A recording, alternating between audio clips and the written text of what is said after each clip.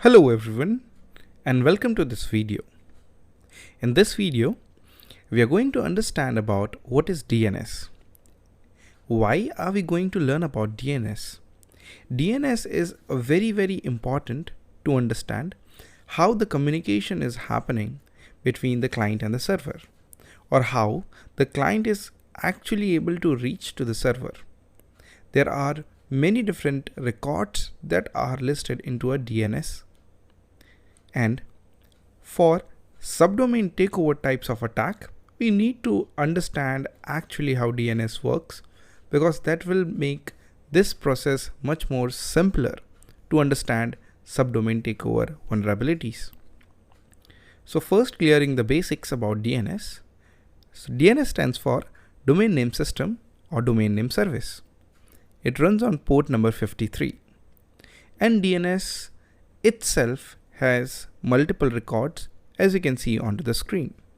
So let's start with the first record, which is the A record, as you can see over here.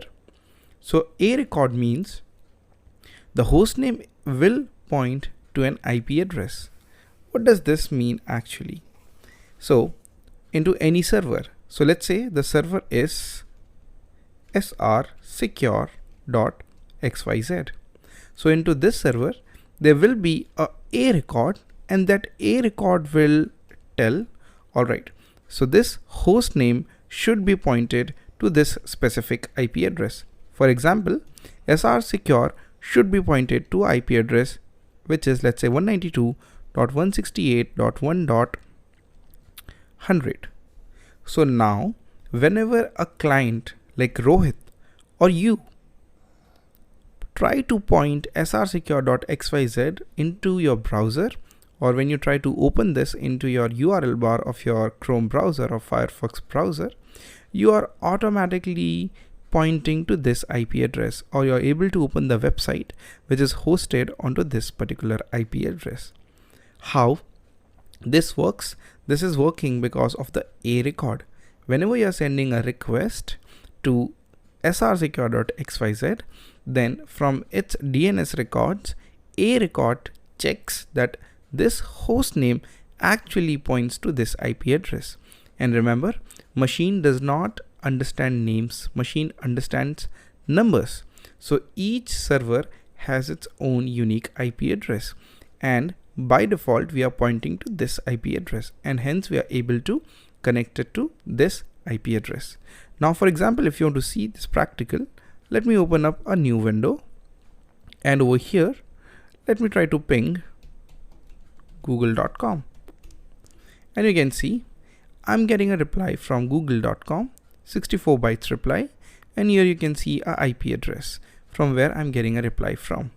Now, if I try to open google.com, so let me try to open google.com over here, and you can see I'm able to open it. Now, if I give the IP address over here and hit enter, and let's see if I'm able to open it, and it gets opened. Now, this means that I can open google.com with the help of the URL or the name, as well as with the help of the IP address. This is basically happening because the name itself is pointing to google.com, and this happens due to the A record. Alright, let's move ahead to the next record, which is the CNAME record.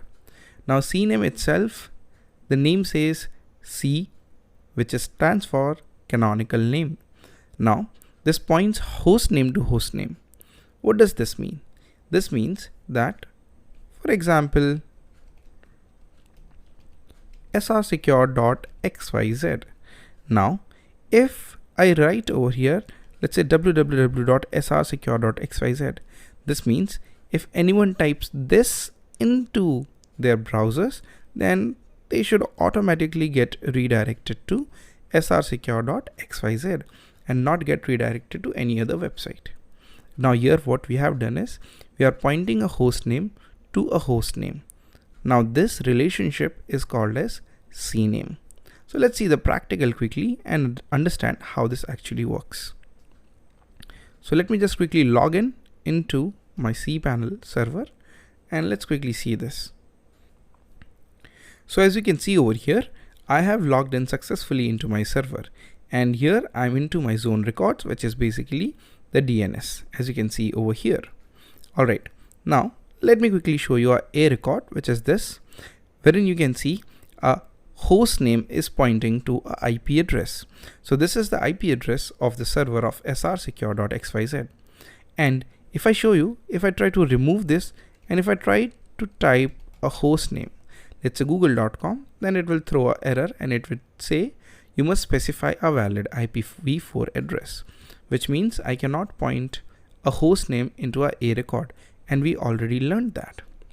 So I'm just going to cancel this. All right, now let's see a CNAME record. So for CNAME record, as you can see over here, a host name which is www.srsecure.xyz is pointing to srsecure.xyz through a CNAME.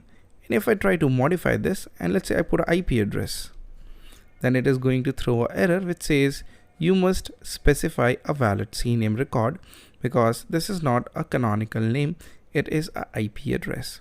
And we have seen in CNAME record, we point host names to host name. And if I try to write google.com over here, then anyone who visits www.srsecure.xyz is going to get redirected to google.com. So let's do this simple experiment when I'm going to redirect www.srsecure.xyz to github.com. So I have just created this new CNAME right now, and let's see if this works or no. So let me first copy this. Let me open up my terminal, and let's see if you are able to see if this is working or not. So let me just try to ping this first, and you can see I'm getting a reply. All right, so I'm getting a reply from this IP address, and let's see which is this IP address from where I'm getting the reply. And you can see I'm getting an IP address from, I'm getting a ping reply from Amazon AWS. All right, now let's see this IP address belongs to whom. So let me just try to open this into my browser, and let's see what happens. And you can see I am able to redirect to github.com, because this is where I actually pointed this CNAME record to github.com. Therefore, I'm successfully getting redirected over here. And this is how actually CNAME record works.